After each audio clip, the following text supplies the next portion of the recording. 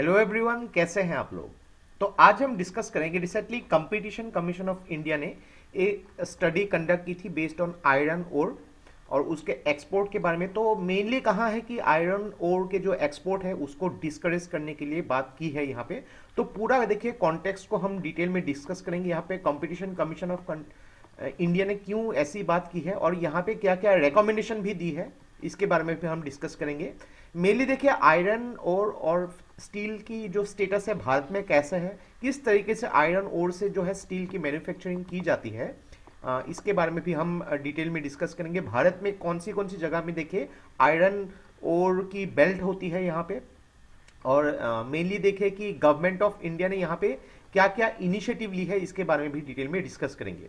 तो देखिए जो आपके GS1 पेपर में जो economic geography point of view के हिसाब से बहुत ही इंपॉर्टेंट वीडियो होने वाली है, तो इस वीडियो को एंड तक बिल्कुल देखते रहिएगा। और इससे पहले अगर आप लोगों ने हमारे चैनल को अब तक सब्सक्राइब नहीं किया है तो इसको प्लीज सब्सक्राइब कर लीजिए, ताकि आने वाले ऐसे ही वीडियोस के नोटिफिकेशन इसी तरह आपको मिलते रहे। तो चलिए आज का वीडियो शुरू करते हैं।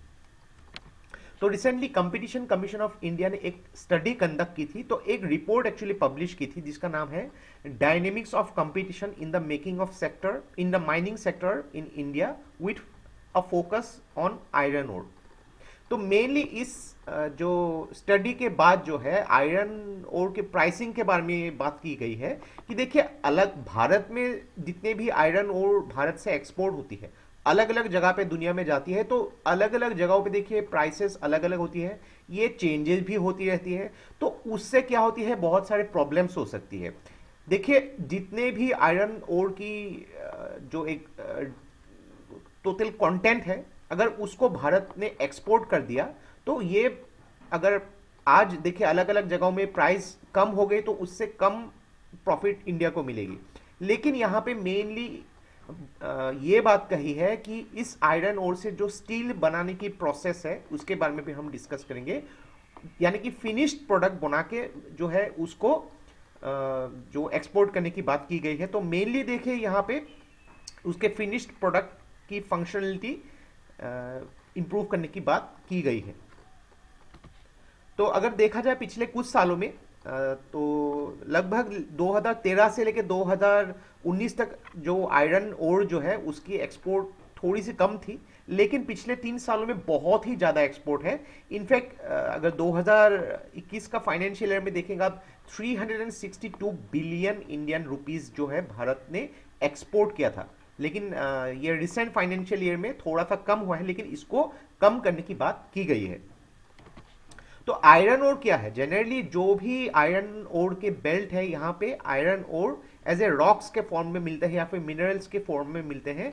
उसको क्या किया जाता है, एक्सट्रैक्ट किया जाता है, फिर उससे आयरन निकाला जाता है। तो इसमें जनरली आयरन ऑक्साइड होते हैं और मेनली देखिए 3 अलग अलग फॉर्म में हेमेटाइट, मैग्नेटाइट और टेक्नोटाइट के रूप में देखने को मिलते हैं। अभी आपको थोड़ा सा कंफ्यूजन हुई होगी कि आयरन और जो हम लोग स्टील के बारे में बात करते हैं इसमें मेन डिफरेंस क्या है। दोनों को ही देखिए फर्नेस में बनाया जाता है, थोड़ा सा आइडिया होना चाहिए आपको कि आयरन और जो ऐसे ऑलरेडी आप लोगों ने पत्थर देखे, उसके साथ लाइमस्टोन, कोल और जो भी पुराने जो स्क्रैप मेटल्स है उनको सबको मिक्स करके फर्नेस में ऐसे जो है उसको गर्म किया जाता है बहुत ही ज़्यादा हाई टेम्परेचर में, और उससे क्या होता है कि आयरन बनता है।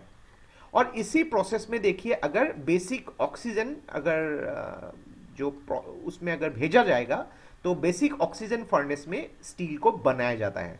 तो इससे जो पिघला हुआ, जो ऑक्सीजन के साथ जो पिघला हुआ ऐसे लेडल मिलेंगी, उसको रिफाइन किया जाता है और उससे स्टील बनती है। तो देखिए आयरन और स्टील में एक मेन महत्वपूर्ण चीजें जो होती है यहाँ पे ऑक्सीजन की जो इंडक्शन, जब ऑक्सीजन को यूज किया जाता है तब उसी पिघले हुए आयरन से स्टील को बनाया जाता है। फिर उसको देखिए अलग अलग मोल्ड में उसको ट्रांसफॉर्म करके उसको कटिंग, रोलिंग हो, शीट हो या फिर ट्यूब हो, जैसे भी चाहिए वैसे उसको प्रोड्यूस किया जाता है। तो भारत में अगर स्टेटस देखेंगे तो भारत जो है आयरन और ओर प्रोडक्शन में सेल्फ सफिशिएंट है। पूरे दुनिया का लगभग 7% भारत खुद से प्रोड्यूस करता है। और अगर बात करेंगे आयरन और प्रोडक्शन में भारत की रैंकिंग 4th है पूरे दुनिया में।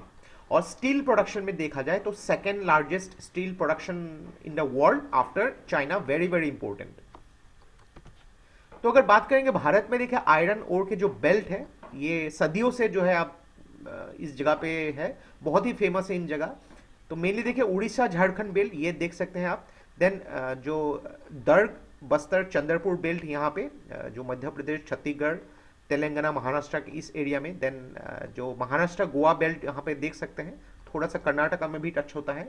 और जो चित्रदुंगा बेल्ट जो है यहाँ पे लगभग कर्नाटका थोड़ा सा आंध्र प्रदेश के इस साइड में बहुत ही ज़्यादा आयरन ओर मिलता है, और इसी से जो है आयरन की भी एक्सट्रैक्शन की जा सकती है और स्टील को, जैसे कि ऑलरेडी आप लोगों ने देखा, उसकी मेकिंग की जाती है। तो एक चीज देखिए, स्टील कहीं पे भी ऐसे मिलता नहीं है, आयरन ओर से ही स्टील को बनाया जाता है।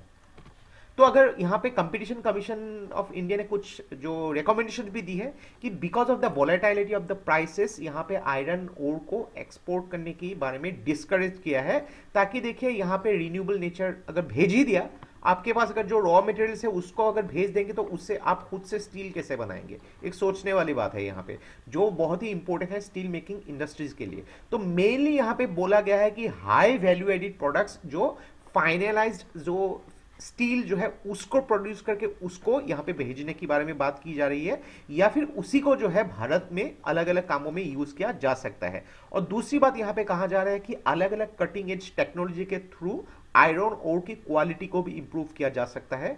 तो एक चीज देखिए कि जिस जगह पे आयरन ओर की ज़्यादा प्रोडक्शन होती है, यहाँ पे अगर देखा जाए स्टील की ज़रूरत हर जगह पे आती है।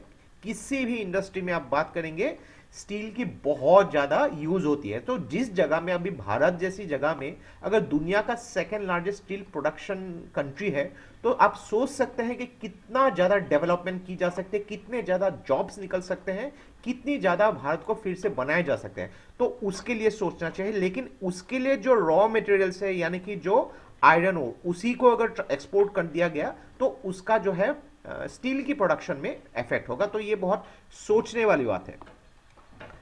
तो यहाँ पे कुछ कुछ गवर्नमेंट इनिशिएटिव भी स्टील सेक्टर के लिए स्टार्ट किए गए थे, जो mainly production link incentive scheme. Already पिछले वीडियो में मैंने इसके ऊपर डिटेल में जो है डिस्कस किया, आप लोग देख सकते हैं। देन ग्रीन स्टील मेकिंग, तो ग्रीन स्टील मतलब यहाँ पे स्टील का कलर ग्रीन है ऐसा नहीं है, यानी कि जो भी एनर्जी उसमें यूज किया जा रहा है, चाहे वो इलेक्ट्रिक एनर्जी हो, उस इलेक्ट्रिक एनर्जी की प्रोडक्शन जो है रिन्यूएबल सोर्सेज से हो। यानी कि ऐसा नहीं कि आपने कोल से जला के इलेक्ट्रिसिटी प्रोडक्शन किया और उसी इलेक्ट्रिसिटी को यूज करें, ऐसा नहीं। रिन्यूएबल एनर्जी सोर्सेज से अगर इलेक्ट्रिसिटी प्रोड्यूस करके उससे स्टील बना रहे हैं तो उसको ग्रीन स्टील मेकिंग कहा जाता है। पीएम गति शक्ति नेशनल मास्टर प्लान लगभग 2000 के आसपास जो स्टील प्रोडक्शन जो इंडस्ट्रीज के बारे में बात की जा रही है यहाँ पे, इसके ऊपर भी हम लोग पहले बात कर चुके हैं। स्टील स्क्रैप रिसाइक्लिंग पॉलिसी, यानी कि देखिए जो भी पुराने व्हीकल्स है जो लगभग 30 साल से भी ज़्यादा पुराने हैं, वो अभी फिलहाल यूज नहीं हो रहा है। लेकिन देखिए ऐसे व्हीकल्स की क्या होती है कि एफिशिएंसी बहुत कम होती है, इसमें बहुत ज़्यादा कार्बन मोनोऑक्साइड जो है, कार्बन डाइऑक्साइड या फिर ग्रीन हाउस गैसेस एमिट होती है। ऐसे जो व्हीकल्स जो है उसको स्क्रैप करके उससे जो है फिर से रिसाइकल किया जा सकता है। नेशनल स्टील पॉलिसी 2017 में जो स्टार्ट किया गया था। Safety in the iron and steel sector, बहुत ही ज़्यादा खतरनाक एक सेक्टर देखा सकता है, बहुत ही लोगों की जानें भी जाती है, तो उसको भी सेफ्टी करने के लिए स्टार्ट किया गया था। नेशनल मेटलर्जिस्ट अवार्ड, ये भी देखिए मिनिस्ट्री ऑफ स्टील ने ही शुरुआत की थी यहाँ पे, ताकि जिस तरीके से यहाँ पे आयरन और मेटलर्जिस्ट में अलग अलग इनोवेशन प्रोसेस के लिए उसको प्रमोशन करने के लिए, प्रोत्साहन देने के लिए उसको स्टार्ट किए गए थे। तो एक चीज़ देखिए, स्टील जो है एक किसी भी एक देश की डेवलपमेंट के लिए जो मेन फाउंडेशन है वो बन सकती है। नॉट ओनली स्टील, यहाँ पे जो आयरन फिनिश प्रोडक्ट, अलग अलग प्रोडक्ट्स भी। तो ये देखिए हम लोग को यहाँ पे सोचना चाहिए कि किस तरीके से हमारे एटलीस्ट मैन्युफैक्चरिंग सेक्टर को आगे बढ़ाया जा सकता है, और उसमें कंपटीशन कमीशन ऑफ इंडिया ने बहुत ही सोचने वाली बात की है। भले ही देखिए इंडिया आज एक्सपोर्ट कर रही है, एक्सपोर्ट मार्केट इंडिया का बहुत ज़्यादा हो सकता है, लेकिन यही अगर आयरन ओर को फिर से इंडिया ने खुद से ही अगर अपने फाइनलाइज्ड स्टील प्रोडक्ट या फिर आयरन प्रोडक्ट में कन्वर्ट करके बनाया गया, तो उससे स्टील या फिर आयरन को एक्सपोर्ट करके ज़्यादा पैसे कमा सकती है, या फिर डेवलपमेंट के लिए भी बहुत इंपॉर्टेंट है। तो ये था हम लोग का complete analysis regarding the iron और एक्सपोर्ट और स्टील सेक्टर। तो आशा करते हैं इस वीडियो से आपको बहुत कुछ चीजें सीखने को मिला होगा, और ये वीडियो अगर आप लोग को अच्छा लगे इसको प्लीज लाइक कीजिए, इसको सब्सक्राइब कीजिए, इसको शेयर कर दीजिए। तो आज के लिए बस इतना ही। देखते रहिए Study Rise, take care, thank you and Jai Hind.